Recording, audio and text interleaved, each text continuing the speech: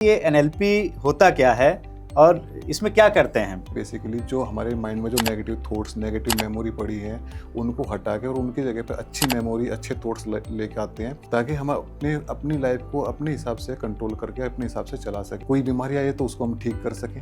तो इस एनएलपी से बीमारियां कैसे ठीक हो जाती हैं? इससे डायबिटीज हो गया है, कैंसर हो गया है, किसी को जॉइंट पेन है, थायराइड है, ये सारा ठीक कर सकते हैं एनएलपी से। बीमारियों को अगर हम लें तो जैसे थायराइड बताया आपने, जॉइंट पेन बताया, इसका जो रूट कोज अगर आप इसको देखेंगे तो इसका रूट कोज हमेशा हमारे माइंड में होता है। अभी तक आपने कौन कौन सी बीमारियां एनएलपी के द्वारा ठीक करी हैं? तो वो एक हमारे माइंड में तुरंत एक मैसेज आता है कि ये कुछ हुआ है मेरे साथ में। तो नेगेटिव अगर है तो उसका एक नेगेटिव मैसेज जाएगा तुरंत हाइपोथैलेमस ग्लैंड के पास में। हमारी बॉडी का जो मालिक है ना, वो हाइपोथैलेमस ग्लैंड होता है। तो वो अंदर एक प्रक्रिया शुरू करता है, ठीक है। उस प्रक्रिया में क्या होता है कि जहाँ पे भी जो रिएक्शन होता है ना, उससे फिर हमारी बॉडी में बीमारी होना शुरू हो जाती है। आप उसको थायराइड दे लें, उसको एक कैंसर का नाम दे लें, कि आप उसको डायबिटीज का नाम दे लें। जब ये प्रॉब्लम शुरू हुई आपसे आज से 2 साल पहले, 5 साल पहले, 10 साल पहले, उस टाइम पे किसी न किसी इवेंट से, किसी न किसी स्ट्रेस से आप गुजर रहे थे। किसी को फाइनेंशियल लॉस का स्ट्रेस हो गया, किसी को रिलेशनशिप में स्ट्रेस हो गया, किसी को वो कुछ ना कुछ स्ट्रेस चलता ही रहता है। फिर उससे धीरे धीरे वो एक बीमारी क्रिएट हो जाती है।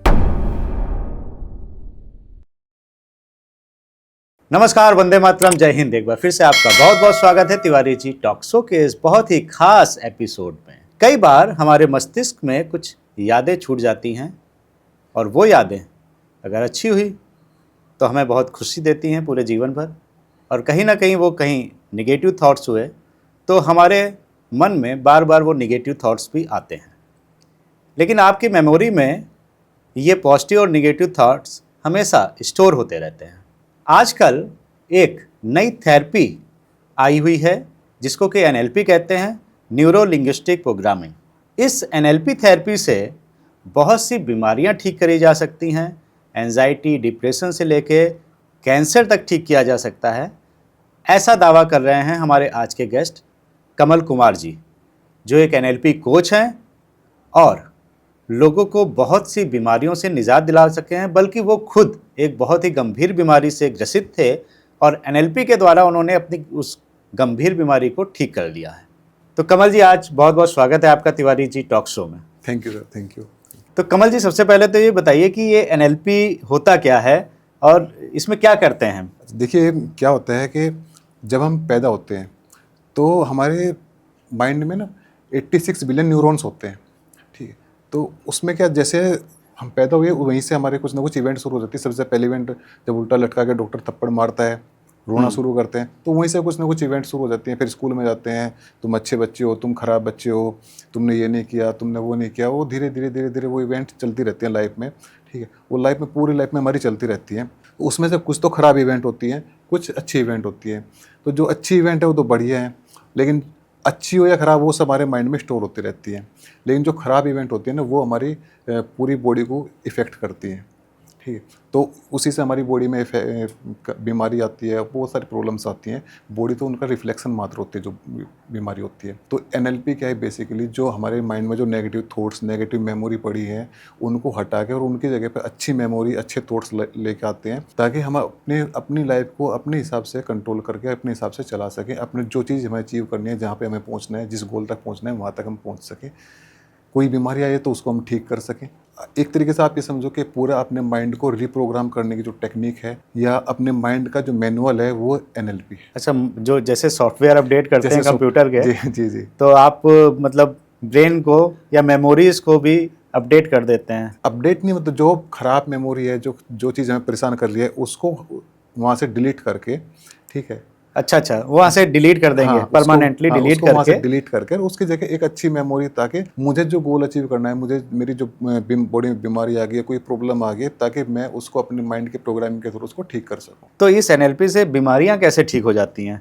आपने कहा कि कई बीमारियां आपने ठीक करी हुई हैं, तो ये इससे डायबिटीज़ हो गया है, कैंसर हो गया है, किसी को जॉइंट पेन है, थायराइड है, ये सारा ठीक कर सकते हैं एनएलपी से? देखिए, अगर कोई भी बीमारी हमारी बॉडी में है, कुछ बुक्स में तो ये लिखा है कि सारी बीमारियां, लेकिन अगर हम सारी बीमारियां ना लें, अधिकतर बीमारियों को अगर हम लें, तो जैसे थायराइड बताया आपने, जॉइंट पेन बताया, तो ये होता क्यों है, किस वजह से होता है? अगर हम इसके रूट कोज पे जाएंगे ना, तो इसका जो मेन रीज़न कि ये सब प्रॉब्लम आई कहाँ से है, तो ये बॉडी तो क्या है, बॉडी तो रिफ्लेक्शन पॉइंट है उसका, जहाँ पे वो हमें शो करती है कि ये इस पार्ट पे आगे जब उसको बॉडी हैंडल नहीं कर पाती तो वो कोई ना कोई उसका एक रिएक्शन दे देती है कि यहाँ पे ये थायराइड में आ गई तो ये, या डायबिटीज हो गई तो ये इस तरीके से ये इस पार्ट पे आई है।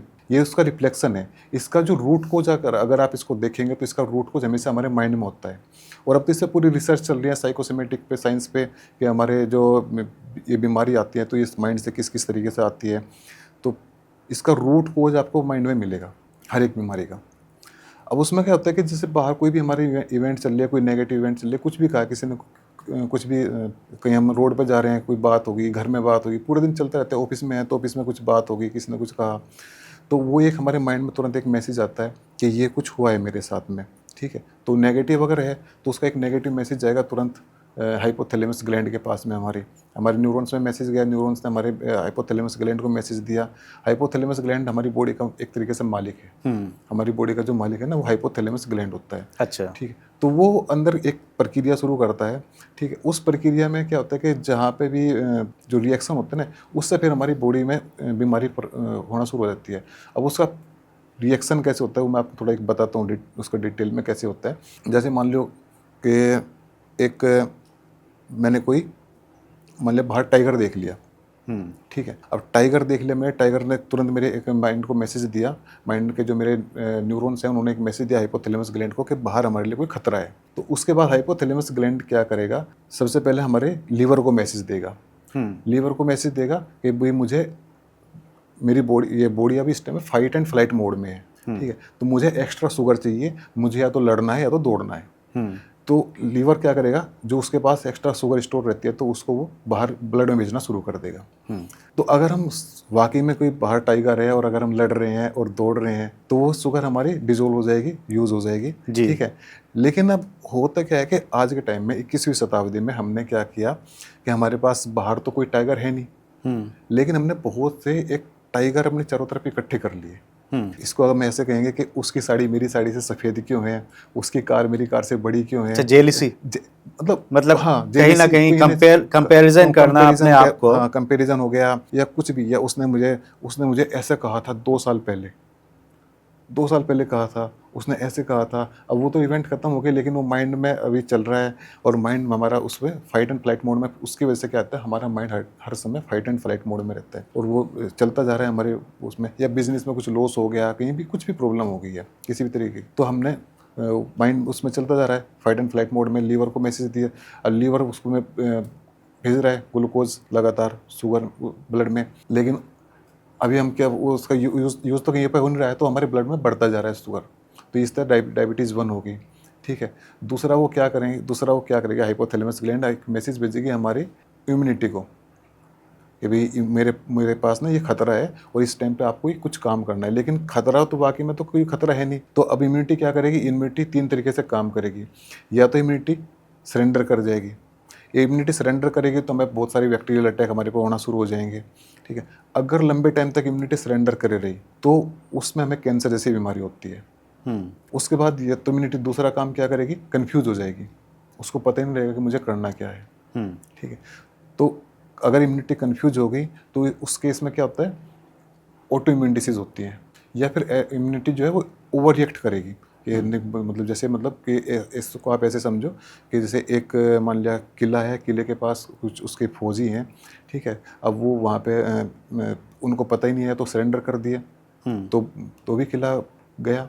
या फिर वो मतलब ओवर रिएक्ट कर रहे हैं कि अपने दोस्तों को ही मार रहे हैं, ठीक है, तो भी किला गया। तो या फिर वे कंफ्यूज हो गए हैं। तो अगर कंफ्यूज हो गई तो ऑटोइम्यून हो जाएगी। अगर वे ओवर रिएक्ट कर रहे हैं तो एलर्जी, जो भी एलर्जी होती है वो मेन रीज़न उसका यही रहता है। उसके बाद क्या होता है कि तीसरा काम वो क्या करेगी, तीसरा काम हाइपोथैलेमस क्या करेगी, हमारा कार्टिसोल निकालना शुरू कर देगी। जैसे कार्टिसोल निकलना शुरू हो जाएगा तो हमारे जो हैप्पीनेस के हार्मोन है, डोपामाइन, ऑक्सीटोसिन वगैरह जो भी हैं वो बंद हो जाएंगे, क्योंकि वो बिल्कुल एक डिजिटल है। मतलब ऐसे नहीं है कि थोड़ा सा वो निकल रहा है, थोड़ा सा वो एक ही, या तो वो कार्टिसोल निकलेगा या तो हैप्पीनेस के निकलेंगे या तो कार्टिसोल निकलेगा। तो कार्टिसोल अब कार्टिसोल हमारे लिए बहुत अच्छा हार्मोन है, लेकिन अगर हम कुछ उसको फाइट एंड फ्लाइट के मोड में यूज़ कर रहे हैं तो, अब वो उसको यूज़ तो कर नहीं रहे तो उसको वो क्या करता है, तो हमारा जो भी हम खाना खाते हैं तो उसको वो खाने को उसका एज ए फैट उसको यूज़ करके, और हमारी फैट की जो हमारी सेंट्रल ओबेसिटी है ना, इसको बढ़ाता है, हमारी सेंट्रल ओबेसिटी को उसको बढ़ाता चला जाता है। तो इससे हमारी सेंट्रल ओबेसिटी बढ़ती है। जी। तो इस तरीके से हमारे माइंड में ऐसे ही मतलब अगर वो थायराइड ग्लैंड को मारना शुरू कर दे, जो इम्यूनिटी की पावर है, तो ये थायराइड की प्रॉब्लम हो जाएगी। अगर उन्होंने पेंक्रियाज की पेंक्रियाज को मारना शुरू कर दिया, तो हमें ये डायबिटीज़ 2 हो जाती है, फिर हमें इंसुलिन की ज़रूरत पड़ती है। तो इस तरीके से प्रोसेस चलता है। मतलब कहीं ना कहीं हर डिजीज उससे जुड़ी हुई है। हाँ, हर एक डिजीज़ उससे जुड़ी हुई है। अगर आप डीपली हम इसमें जाएंगे तो हर एक डिजीज़ उसी से जुड़ी हुई है। जो हमारे माइंड से जो थॉट चलते हैं ना, तो उसी से जुड़ी हुई है। और एक थॉट आपके पूरे बॉडी के रिएक्शन को बदलते हैं। एक थॉट, अभी अगर मैं मान लिया आपसे कहूँ कि आप यहाँ पे हो और आपके घर के पास में एक बहुत ही ब्लैक कोबरा था, और वो आपके घर की तरफ जा रहा था, तो आपके घर के पे बच्चे भी हैं, तो इसमें आपके एकदम थॉट बदल गए ना। हाँ, हमारे एकदम से कुछ ना कुछ होने लगेगा बॉडी में, कुछ ना कुछ होने हार्मोन्स रिलीज होंगे। और जबकि मतलब ये तो कुछ भी नहीं है, मतलब कोई आपको पता है, मैं सिर्फ एक वर्ड का है। लेकिन अगर मैं इसको 2-3 बार आपसे कहूँ तो आपके बिल्कुल एकदम ये हार्मोन्स एकदम अलग से रिलीज होंगे, वो पूरी बॉडी में एकदम रिएक्शन शुरू हो जाए। तो एक थॉट हमारी पूरी बॉडी के रिएक्शन को चेंज कर देता है। तो अगर मैं पूछूं आपसे कमल जी कि अभी तक आपने कौन कौन सी बीमारियां एनएलपी के द्वारा ठीक करी हैं? अगर आप कोई बहुत गंभीर बीमारी हो उसका आप बता सकें, अगर आपने ट्रीटमेंट किया हो तो। वैसे तो मैंने बहुत से लोगों को ठीक किया है, इसमें बहुत से लोगों को मैंने हील किया है, और बहुत से लोग मेरे साथ में जुड़े हुए हैं, मेरे पार्टिसिपेंट हैं, जो जिनको रिलैक्स भी हो रहा है और बहुत हील भी हो रहे हैं, कई सारी प्रॉब्लम्स हील हो रहे हैं। लेकिन मतलब मैं और के बारे में ना बता के आपको अपने बारे में थोड़ा सा बता देता हूँ कि कैसे हुआ था। तो ये 2018 की बात है। तो वैसे सब बढ़िया चल रहा था, फर्स्ट क्लास एकदम, कोई लग रहा था कि कोई प्रॉब्लम नहीं है, कुछ भी अच्छा जा रहा था। लेकिन क्या, थोड़ा सा ना खाने में प्रॉब्लम होना शुरू हुई मुझे। तो मुझे लगा कि यार कुछ मतलब ऐसे एसिडिटी वगैरह जैसे लोग सोचते हैं कि यार एसिडिटी होगी तो ठीक है, तो वो ऐसा कुछ लगा। तो 2-4 दिन उसकी एसिडिटी की दवाई ली, 2-4 दिन ही ली, ज़्यादा दिन नहीं ली, ऐसे नहीं कि मैंने महीनों तक वो किया।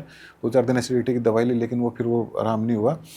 तो एक दिन फिर ज़्यादा हो गया, ऐसा लगा कि जब मैं खाना खा के यार बिल्कुल एकदम रुक गया, कि बिल्कुल बस जी निकल गया एकदम, बहुत ज़्यादा पेन हुआ। तो मैं फिर डॉक्टर के पास गए, तो डॉक्टर ने कहा कि वैसे तो ठीक है सब बढ़िया, लेकिन आपने एक एंडोस्कोपी करा लो। मगर वो तो बहुत बड़ा टेस्ट होता है, तो वो इतना बड़ा पाइप और पेट के अंदर जाकर वो सब, तो हाँ, कैमरा डाल के वो चेक करते हैं, कैमरा डाल के एंडोस्कोपी चेक करते हैं। तो मैं कहा यार कि चलो ठीक है करा लेंगे, अभी तो कुछ लग नहीं रहा, तो 1 आध दिन में फिर। लेकिन वो मेरी वाइफ ने कहा कि नहीं चलो, तो फिर हम चले गए 2 दिन के बाद में एंडोस्कोपी कराने के लिए। ठीक है, तो एंडोस्कोपी कराई, तो जैसे वहाँ पे मतलब वो और भी करा रहे थे, और तो नॉर्मल आ रहे थे। तो जैसे मेरी एंडोस्कोपी का नंबर आया, तो डॉक्टर के मतलब हाव भाव बदल गए। तो डॉक्टर ने कहा कि मेरी वाइफ से कि आप एक काम करो, मतलब मैं थोड़ा सा अनकॉन्शियस उसमें हो गया था कि इनको ना ट्रीटमेंट की एकदम सख्त ज़रूरत है, और इनको किसी मतलब बड़े हॉस्पिटल में ले जाओ। तो हम थे यशोदा हॉस्पिटल में थे। यशोदा हॉस्पिटल आपको पता होगा, काफ़ी बड़ा हॉस्पिटल है जी। तो उसने कहा कि मतलब बड़ा, मतलब ये तो काफ़ी बड़ा हॉस्पिटल है। तो उन्होंने कहा कि नहीं, जैसे मतलब राजीव गांधी है, राजीव गांधी जो राजीव गांधी कैंसर का है, या एम्स में, इस तरीके के बड़े हॉस्पिटल में चले जाओ आप। क्यों? तो कि कुछ नहीं, आप देख लो, बाकी अभी तो रिपोर्ट आएगी तो फिर ठीक है, कोई बात नहीं। मैं ऐसे कह दिया होगा, ऐसे कुछ थोड़ी कुछ होता है। फिर उन्होंने बताया कि मैंने कुछ सैंपल लिया है अंदर से। सैंपल लिया है तो बस ये मतलब कुछ ना कुछ भी डाउट है बस अंदर।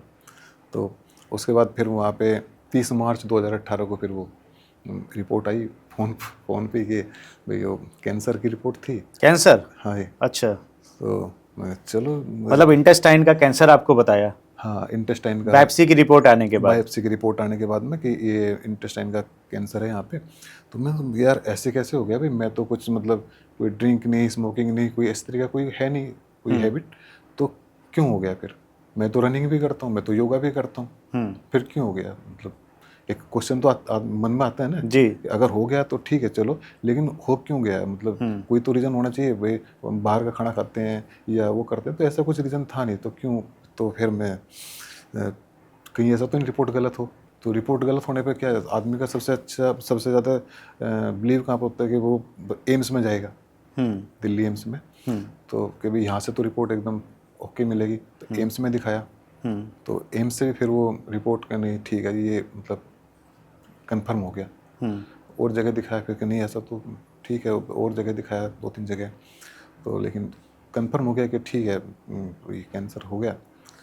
तो पता चला कि इतना इतना ही फैला हुआ है, इस तरीके से है वो है। तो काफ़ी फैल गया था काफ़ी। अच्छा। और जो रिपोर्ट आई थी तो उसमें मतलब जब बाद में जो पूरा जो सर्जरी के बाद सर्जरी हुई थी, फिर कीमो शुरू हो गई, तो कीमो के बाद में फिर सर्जरी के बाद जो रिपोर्ट आई थी तो उसमें पता था कि मतलब सबसे जो डेंजरस वाला जो रिपोर्ट होती है कि वो वाली उसमें रिपोर्ट थी कि ये 4 ग्रेड पे जो ग्रेडिंग होती है उसकी। हाँ, फर्स्ट सेकंड थर्ड स्टेज का होता है, स्टेज अलग होता है और उसकी हार्डनेस के हिसाब से ग्रेडिंग ग्रेडिंग होती है, हाँ, राइट। तो जितना वो सख्त होगा उस हिसाब से वो ज़्यादा फैलता है, ऐसा कुछ है शायद। 4 मतलब जो सबसे लास्ट स्टेज का आपको बता दिया। हार्ड वाली जो ग्रेडिंग थी वो था, तो मतलब एकदम डेंजरस उसमें सिचुएशन का था। तो और उसके बाद में फिर कीमो। तो कीमो तो आदमी को क्या होता है कि मतलब एकदम फिजिकली ख़त्म कर देती है आदमी को, बॉडी में बिल्कुल पावर नहीं रहती, ख़त्म एकदम बिल्कुल बॉडी की पावर ख़त्म कर देती है। और फिर फाइनेंशियली भी आदमी टूट ही जाता है। जी। आपको पता ही होगा मतलब जो हाँ, पूरा परिवार उससे अगर कोई भी सिचुएशन से जो ऐसी बीमारी से गुजर ग्रसित रहा हो है, जाए। हाँ, तो वे सब समझ ही सकते हैं कि मेंटली भी टूट जाता है, फाइनेंशियली भी टूट जाता है। और भी बहुत चीज़ होती हैं कि जो आना चाहिए वो तो सब छुप जाते हैं। और जो मतलब बहुत बहुत प्रॉब्लम होती है फैमिली में। तो क्या, तो उसके बाद में फिर अब वाइफ को भी मतलब वो भी डिप्रेशन में जाना शुरू हो गई। मतलब जी। एक छोटे बच्चे थे, एक 5-6 साल का, एक 8 साल का। तो क्या भाई मतलब कैसे क्या होगा, तो बहुत सारी प्रॉब्लम इस तरीके से। तो डॉक्टर्स ने आपको क्या बोला था कि आप मतलब सरवाइव कर जाएंगे ऑपरेशन और कीमो के बाद में? कितने % चांसेस बताए थे? नहीं देखो, इसमें तो चाहे किसी को फर्स्ट स्टेज पे हो चाहे किसी भी स्टेज पे हो, तो डॉक्टर तो कभी ये नहीं कह सकते कि सरवाइव कर जाएंगे, क्योंकि इसका कोई पता नहीं चलता। एक बार हो गया फिर दोबारा भी हो जाता है।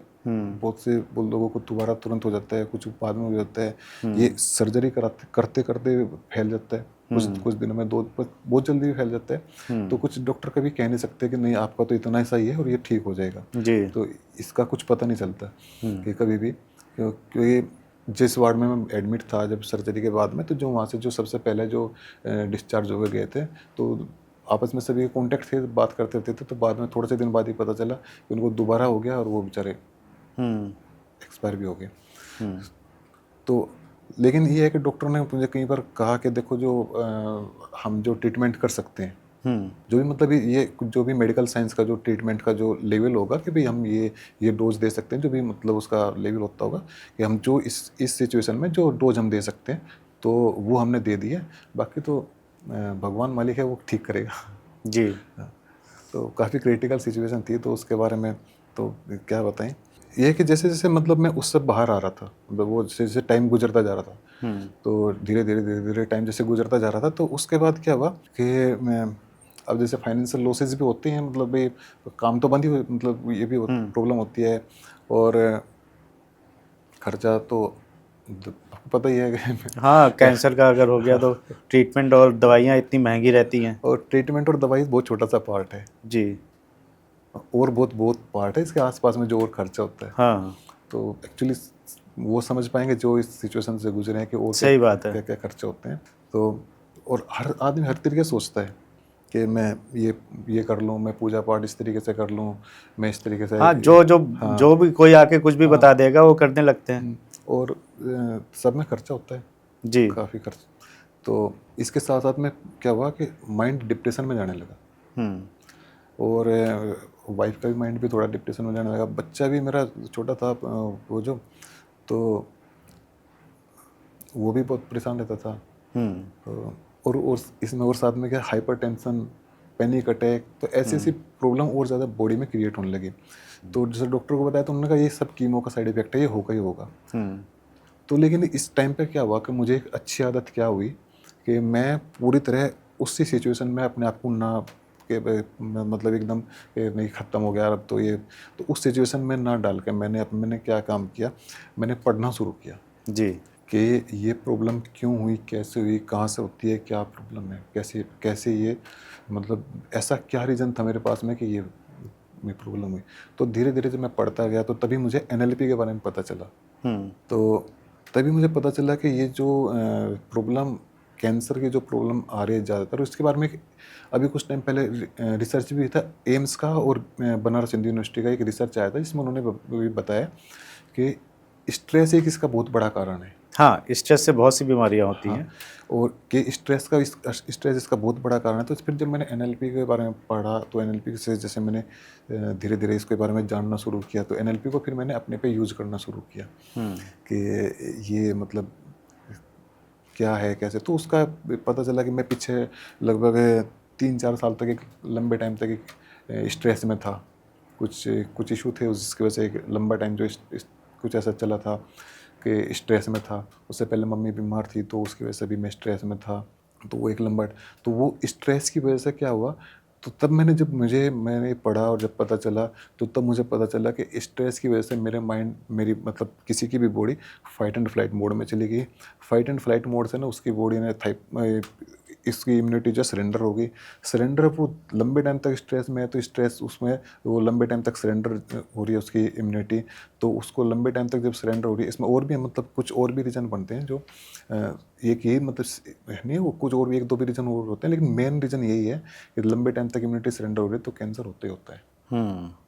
अच्छा, फिर कैसे आप वापस कैसे आए फिर NLP के मैंने थ्रू? NLP को अपने पे यूज़ करना शुरू किया। NLP की जो टेक्निक्स होती हैं उनको अपने पे यूज़ करना शुरू किया।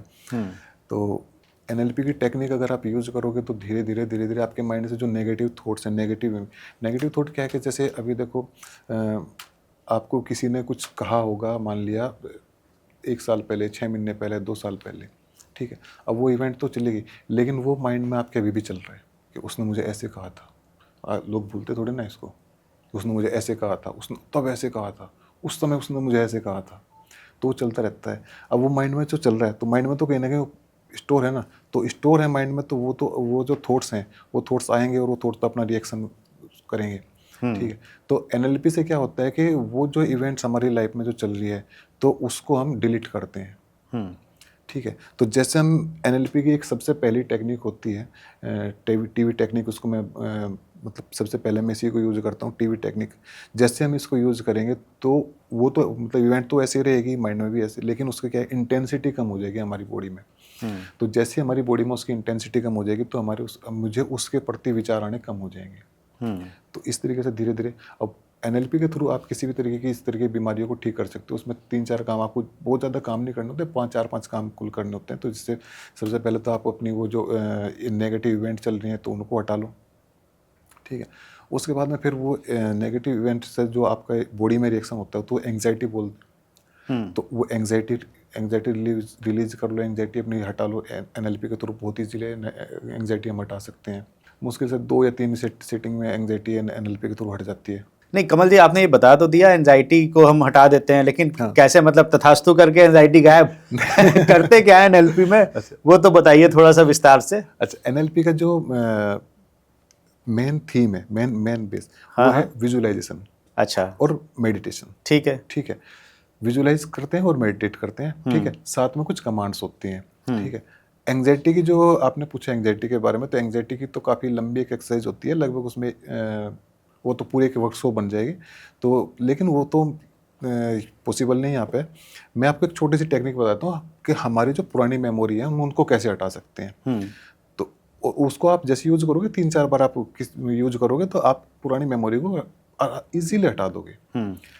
और उसके बाद क्या होगा, जैसे आपने आज हटाई तो आपको 1-2 दिन के बाद आपका माइंड फिर कुछ ना कुछ पुरानी मेमोरी, तो 2-3 दिन आपको 1 हफ्ता यूज़ कर लो, 1 हफ्ते में आपकी लगभग पुरानी मेमोरी हट जाती है।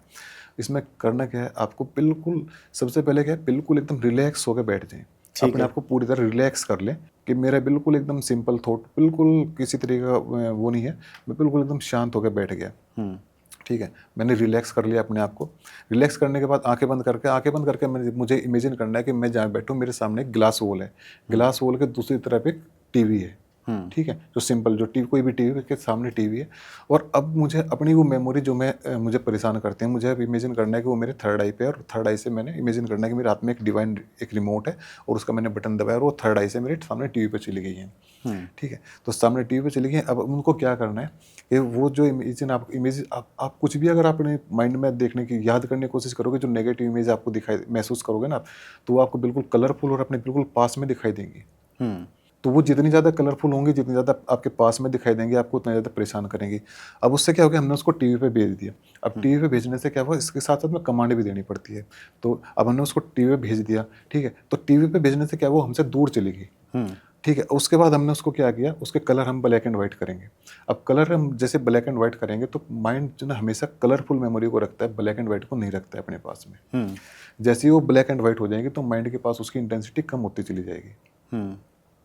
तो हमने उसको ब्लैक एंड वाइट किया। उसके बाद ब्लैक एंड वाइट करने के बाद हमने उसमें कुछ आवाज़ भी आती रहती है हमें कि उसने ये कहा था वो, तो हमने इमेजिन करो कि वहाँ से जो आवाज़ आ रही है, हमने उसको टीवी के एकदम वॉल्यूम ऑफ कर दिया, वॉल्यूम से भी अगर नहीं हो रहा है तो हमने उसके स्पीकर हटा के बाहर फेंक दिए, ठीक है। उसके बाद वो कुछ एक हमें कई बार ना बहुत सारी पूरी ऐसे महसूस होता है कि पूरी पिक्चर चल रही है हमारे सामने, वो कि वो ऐसे आया, उसने मुझे ऐसे बोला, ऐसे किया, तो वो पूरी, तो वो हम इमेजिन करेंगे वो सामने टीवी पे हम देख रहे हैं, तो उसको हम पिक्चर के रूप में ना देख के हम उसको फ्रेम कर देंगे। जैसे हम किसी चीज़ को फ्रेम करते हैं तो माइंड के पास उसकी इंटेंसिटी कम हो जाती है। माइंड का पूरा काम करता है इंटेंसिटी पे। हमने उसको फ्रेम कर दिया। अब फ्रेम करने के बाद में क्या किया हमने कि हमारे पास जो रिमोट है उसमें एक रेड कलर का बटन है, उससे हमने बटन दबाया और वो वहाँ पे बहुत दूर यूनिवर्स में जाकर हमसे दूर जाकर ब्लास्ट हो गया टीवी, ठीक है। अब हमने वो सामने जो गिलास वाला उसको हटाया और उसकी जगह पे हम माइंड कभी भी अपने पास खाली जगह नहीं रखता। तो वहाँ पे जैसे हमने उसको खाली जगह कुछ हमने वहाँ से कुछ हटाया ना, तो वो जगह खाली हो गई। तो वहाँ पे अगर हम उसको खाली छोड़ देंगे तो फिर तुरंत वहाँ पे कुछ ना कुछ नेगेटिव ले आएगा। तो उसके बाद क्या करना है कि वहाँ पे हमें अपने पास्ट में जाना है। पास्ट में कुछ ना कुछ छोटी छोटी इवेंट होती है हमारी लाइफ में। जैसे मैं कुछ पार्टिसिपेंट से बात करता हूँ तो वो कहते हैं कि हमारे पास तो मतलब कोई भी ऐसी पॉजिटिव इवेंट, हंसते हुए की इवेंट याद नहीं आ रही। तो मैं कहता हूँ कोई बहुत ज़्यादा ऐसे आपको कोई ऐसा नहीं महसूस करना है कि आपको किसी ने किसी सिंहासन में बैठाया है या आपको कोई 100 करोड़ का गिफ्ट दिया है। कोई छोटी मोटी से आपने दोस्तों के साथ साइकिल चलाना सीखा है, वहाँ पे कुछ छोटी मोटी आप गिर गए। हाँ, ये एक विडंबना आप बोल दीजिए। हाँ, कि अगर आप बोलेंगे कि आप निगेटिव चीजें बताइए तो अपने बारे में बताइए, तुरंत बता देंगे। और ये कहेंगे आप लास्ट टाइम बहुत खुल के कब हंसे थे या आपने कब इंजॉय किया था। तो अच्छे मोमेंट हम याद नहीं कर पाते हैं। बिल्कुल बिल्कुल, ये सभी के साथ होता है। अभी मेरे एक पार्टिसिपेंट हैं तो उनकी एज लगभग मोर देन 70 है। तो जब मैंने उनसे इस बारे में कहा तो उन्होंने कहा कि मुझे कोई इवेंट याद नहीं आ रही। तो मैंने कहा फिर बैक में जाओ 18 साल 20 साल की एज के जब थे तब उनको जाके कुछ इवेंट याद आई।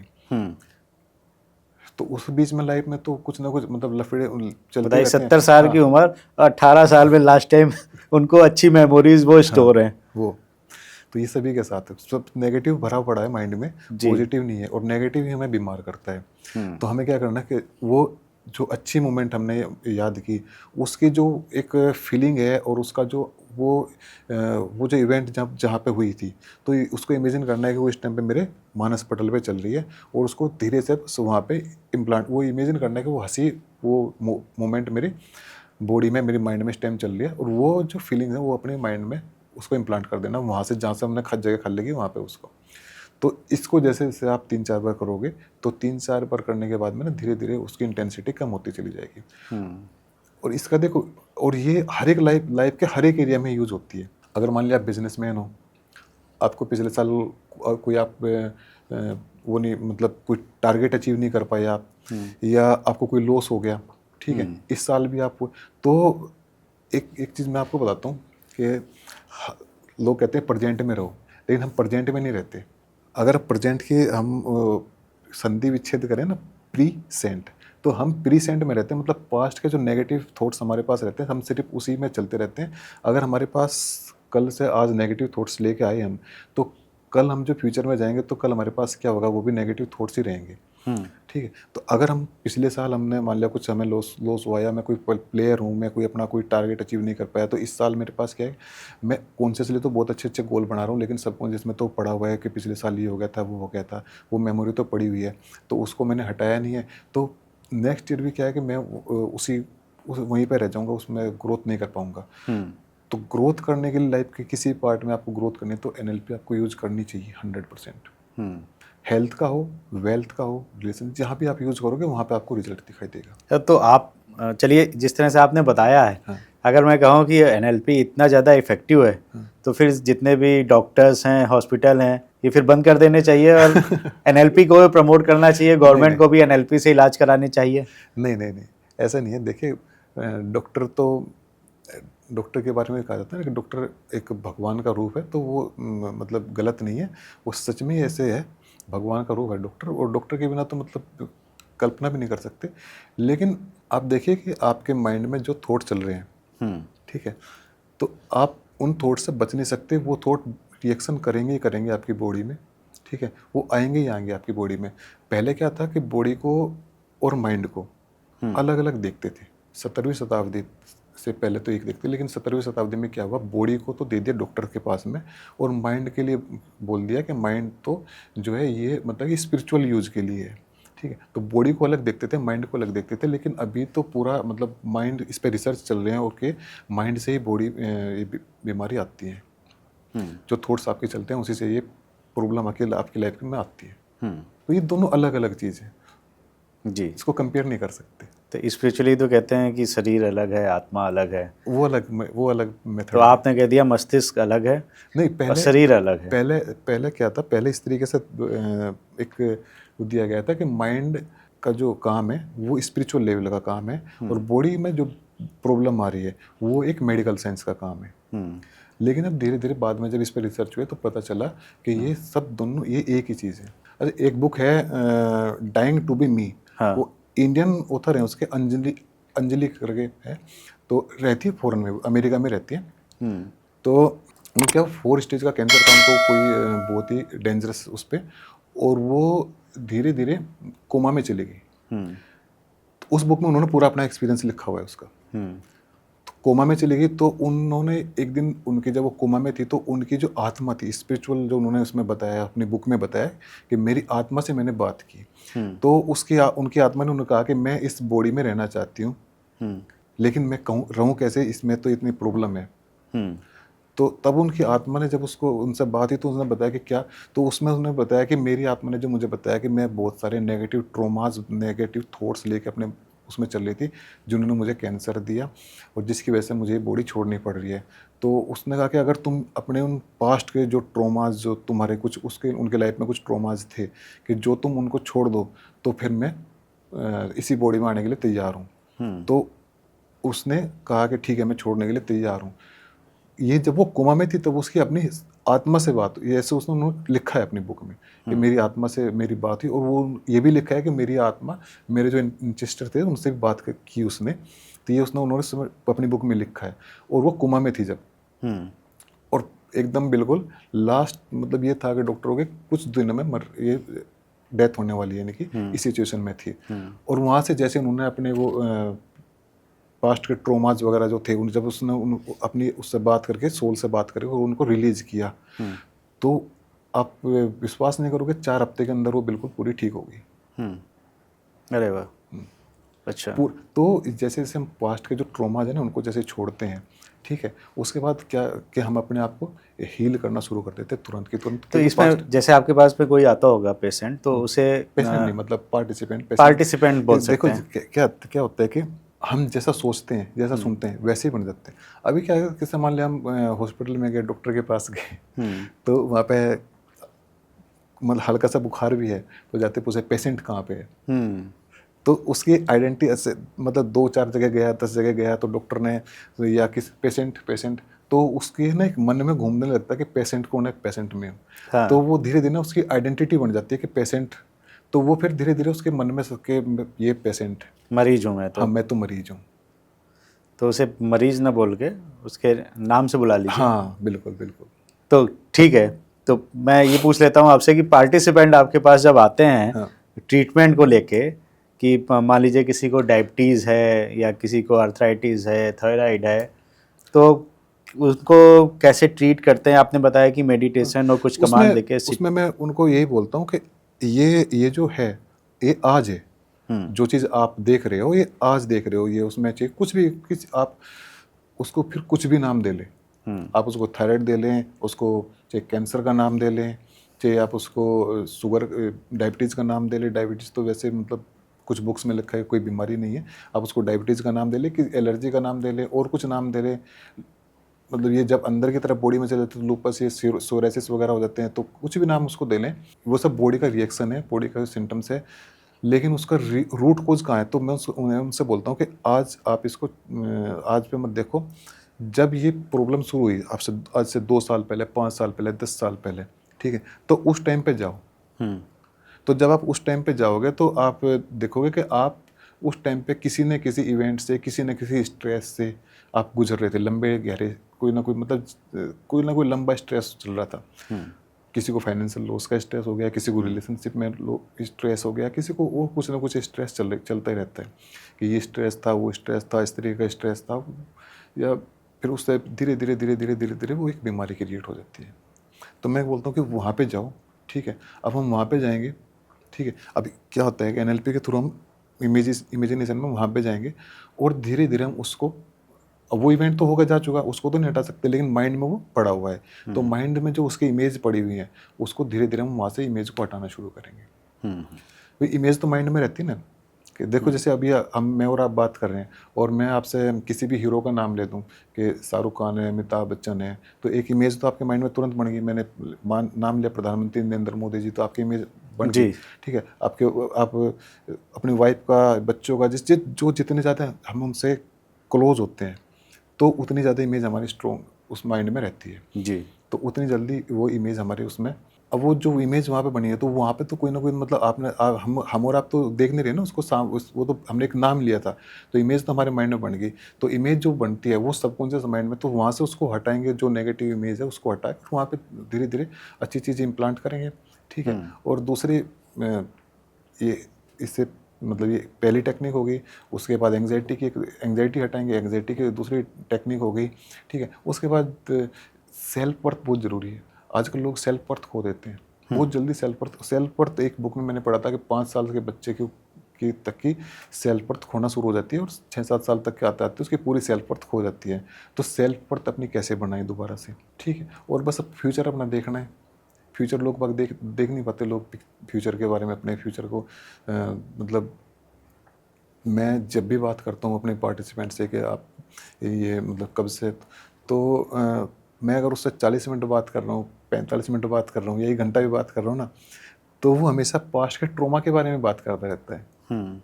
फ्यूचर की बात नहीं करता। बहुत ही रेयर होता है कि फ्यूचर की बात करें कि मुझे मतलब ये 10 साल बाद ये मेरे साथ ये अच्छा हो।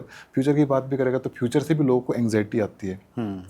फ्यूचर से बहुत एंग्जाइटी आती है लोगों को जी। तो फ्यूचर की बात करेंगे तो मतलब वो भी नेगेटिव ही बात करेंगे। तो फ्यूचर के पास उनको फ्यूचर के गोल्स, किस तरीके से आप अपने फ्यूचर के गोल आप उनको वो विजुलाइज कराने होते हैं। तो जैसे जैसे माइंड के पास एक थॉट आ जाएगा, उसको फ्यूचर भी दिखाई देगा, पास्ट का उसके पास जो ट्रॉमा था वो हट जाएगा, ठीक है। एंग्जाइटी जो थी उसकी बॉडी में, जो एंग्जाइटी उसको परेशान करती थी वो हट जाएगी।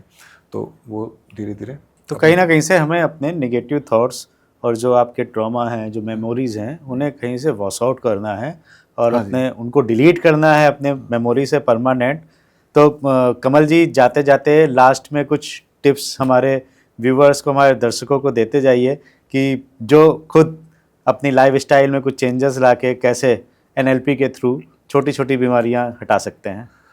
अच्छा, मैं एक सिंपल मेडिटेशन बताता हूँ आप सभी को। उस सिंपल मेडिटेशन को आप करेंगे ना, तो मतलब सिंपल मेडिटेशन, वो मैं बता रहा हूँ, आपको लग रहा है कि सिंपल है, सिंपल नहीं है। मैं आपको डिटेल में बताऊंगा उसका वो कैसे कैसे कहाँ से आया है। वो मेडिटेशन एक सांस लेने की विधि है जी, ठीक है। तो उसमें क्या काम करना है, आपको बिल्कुल एकदम सीधे हो गए, बिल्कुल एकदम कमर सीधी बिल्कुल, और जिस भी सिचुएशन में आपको सोफे पे बैठना है या बेड पे बैठना है, जहाँ भी बैठना है, आप बिल्कुल एकदम सीधे होकर बैठ जाएं। और उसमें क्या काम करना है, आपको हिलना नहीं है। जब उस सिचुएशन में आप आ गए, जब आप मेडिटेशन करने के लिए रेडी हो गए, तो उसके बाद आपको हिलना नहीं है, बिल्कुल आपको सीधे रहना है। जिस भी सिचुएशन में हो, आप ऐसे बैठे हो, ऐसे बैठे हो, जैसे भी हो, उसमें सिचुएशन बिल्कुल स्थिर रहना है जी। और आपको अपनी सांसों को ऑब्जर्व करना है, ठीक है। सांस हमारी 12 उंगल नीचे तक जाती है और 12 उंगल तक हमें इमेजिन करना है कि बाहर गई और 12 उंगल तक फिर अंदर गई। ठीक है, तो अब पूरा ध्यान अपनी सांसों पर रखना है। ठीक है, तो जैसे जैसे आप ये ऑब्जर्व करना शुरू करोगे, जैसे जैसे आप ये ऑब्जर्व करना शुरू करोगे, तो आपको लगेगा कि यार मेरा ये मतलब सिर बंधा हुआ है, हाथ बंधे हुए हैं, ऐसे मतलब धीरे धीरे धीरे धीरे आपको इस तरीके से फील होना शुरू होगा। अब कहीं खुजली होगी, कहीं कुछ ना कुछ इचिंग होगी, ऐसे कर लूँ, ऐसे ये सब कर लूँ, लेकिन आपको कुछ नहीं करना है, आपको सिर्फ सीधे बैठे रहना है। तो धीरे धीरे जो भी नेगेटिव थॉट्स आपके माइंड में चल रहे हैं ना, वो धीरे धीरे आपके शांत होने शुरू हो जाएंगे। अभी मैं बताता हूँ कि ये इसको बोलते हैं अपान प्राण क्रिया। ठीक है, और ये मेरे मतलब मैंने ऐसे नहीं कि मैंने ये ऐसे बताई, माता पार्वती ने भगवान शंकर से 8 सवाल किए थे कि शिव तत्व को कैसे प्राप्त कर सकते हैं। तो उसके माता पार्वती के को जो उत्तर दिए थे भगवान शंकर ने 120 सांस लेने की विधियाँ बताई थी कि ये 120 विधि से आप सांस लोगे तो उसमें जो पहली विधि है जी, जो पूरा माता पार्वती का और भगवान शंकर का जो संवाद है वो पूरा का पूरा आप पढ़ भी सकते हैं, विज्ञान भैरव नाम की एक पुस्तक है उसमें है। जी, ठीक है, तो आप विज्ञान भैरव को जब पढ़ना शुरू करेंगे तो उसमें जो पहली जो भगवान शंकर ने जो विधि बताई है कि आप किस तरीके से सांस को, तो उसमें जो पहला है वो अपान प्राण क्रिया बताई है। ठीक है, तो जैसे आप अपान प्राण को, तो ये आज की क्रिया नहीं, बहुत हजारों साल से पुराने से चली आ रही है। ये कहते हैं मेडिटेशन की शुरुआत भी है। बिल्कुल, जब आप मेडिटेशन या ध्यान लगाना चालू करें तो सबसे पहले यही सिखाया जाता है कि अपनी श्वासों पे आप ध्यान केंद्रित करें, वो आ रही हैं जा रही हैं, हाँ जी, यानी हाँ जी, प्राण ऊर्जा आपकी आ रही है और जा रही है। ये इनिशियल स्टेज है। तो और ये जैसे मेडिटेशन कितनी देर करना चाहिए? जितनी देर आपको इजीली कंफर्टेबल आप बैठ सको, स्टार्टिंग में तो 5 मिनट बैठ जाओ, वही बहुत है। जी, 5 मिनट 10 मिनट, क्योंकि जैसे जैसे आप इसमें बैठोगे ना, तो उसमें होता क्या है कि आपको लगेगा मेरा पूरा माइंड मतलब एकदम, सबसे पहले लगा कि सर एकदम बंद सी रहा है धीरे धीरे, और फिर आपको बॉडी में ऐसे कुछ ना कुछ ये खुजली वुजली ऐसे शुरू होगी। तो जैसे बिल्कुल आप एक जगह बैठे हो, बिल्कुल हिल नहीं रही हो आप, तो माइंड आपके पास बहुत सारे नेगेटिव थॉट्स आने शुरू होंगे। तो जैसे वो थॉट्स आप बिल्कुल हिल नहीं रही हो, तो उससे क्या होगा कि ये माइंड को लगेगा कि ये जो थॉट मैं इसको दे रहा हूँ ये इसके लिए बिल्कुल रिलेवेंट नहीं है, और वो धीरे धीरे उनको दूर करता जाएगा।